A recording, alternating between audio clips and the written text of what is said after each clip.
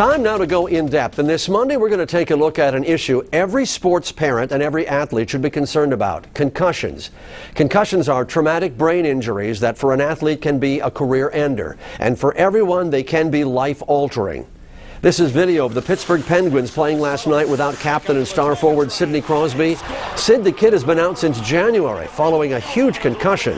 One of the best players in the game, Crosby is still suffering from symptoms that simply make it too dangerous to play the rough contact sport that is hockey.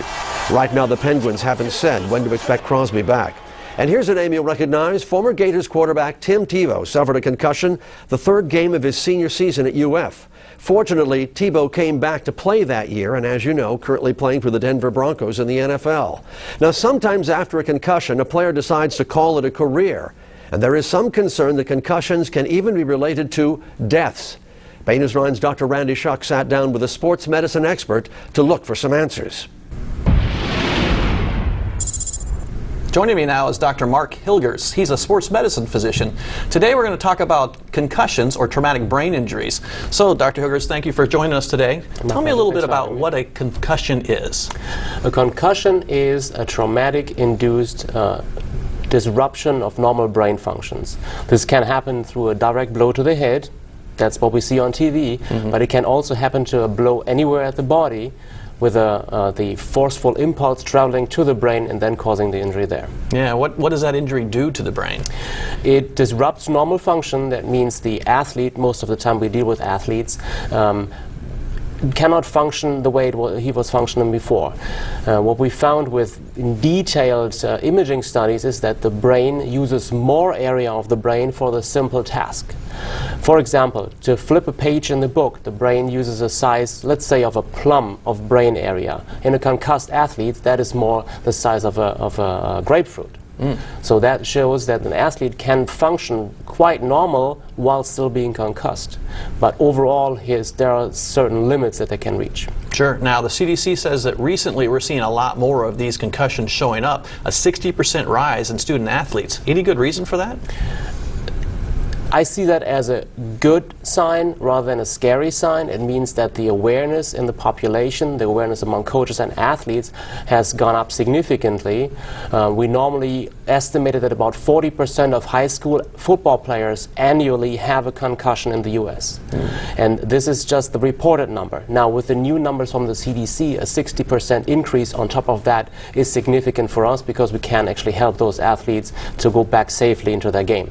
Now, you're a sports physician, and they have some specific rules that you like to have for people to go back in. You were writing to me and telling me that there are some people that are not doing the pre-physicals for these sports physicals, and that might put them at risk. That is correct. We recommend that before the season starts, every athlete gets a so-called baseline test, which involves a 20-minute test in front of the computer, and we freeze their numbers on this computer, and if the athlete has a concussion, we can compare their cognitive function, their brain function, to the function that they had before the concussion occurred.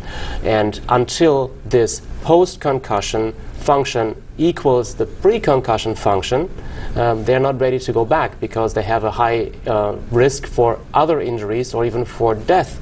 Really? So if they don't do this baseline study, then how do you know when to send them back?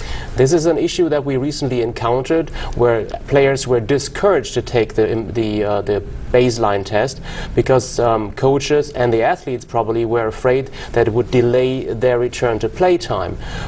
Now, if we don't have the baseline test, we don't compare apples to apples. We compare the injured athlete to a fictitious nationwide average of the same age group. So actually healing time, or not healing time, recovery time may be even longer than if we could compare the athlete to himself. So what's the big deal? What's the problem? If we send them back too early, isn't there some underlying issue, maybe even some long-term issues that might be an issue? There is a vulnerable phase that exists as long as the first concussion hasn't healed completely and a second concussion happens at the same time. We encounter something that is called second impact syndrome, and we have had about 20 deaths because of that. Luckily, in quotations, it only occurred to male athletes under the age of 21. And so you're talking about high school athletes then? I'm talking about high school athletes, that is correct. And yes. what's the sport that seems to be the most for concussions? I mean, obviously it has to be football, but is there any other ones? Football, lacrosse, cheerleading, gymnastics, soccer, those are very high on the list. Yeah. Now, how about long-term effects? So let's say that my child has a concussion, recovers without any problems. What happens later? Is there any risk of any problems? What we found is athletes tend to incur several concussions throughout their life. 3 is the magic number. Anything above 3 carries a significant higher risk for any other injury.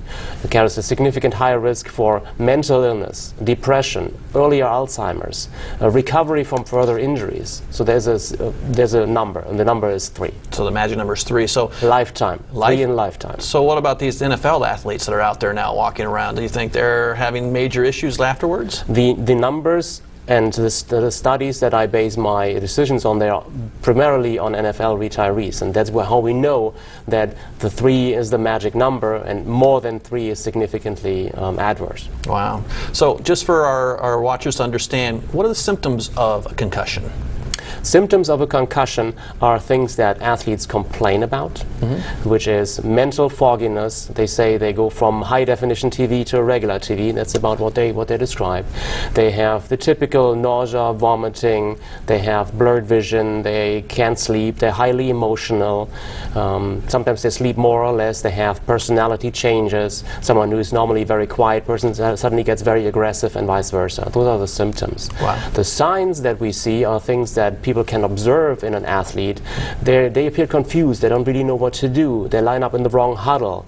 They stagger around. They don't answer questions properly. Wow, these are significant findings, especially in a young person. Thank you very much for joining us today. If you'd like to know more about this, the CDC has put out a study on this. It's on our website as well. There's an increase in the amount of concussions locally, 60% by high schoolers. That new study from the Centers for Disease Control and Prevention shows nationwide nearly 250,000 kids were taken to the ER with concussions or other brain injuries in 2009. And that's up from 150,000 in 2002. The study found most of the injuries involved boys between the ages of 10 and 19 playing football. As Dr. Hilgers mentioned, most experts think the numbers have gone up because parents and coaches are more aware of the dangers of brain injuries, and they're not going untreated. And that's your In-Depth for this Monday. Remember, you can always watch past reports on Bay News 9 on demand. That's channel 342 on your Bright House Network's cable.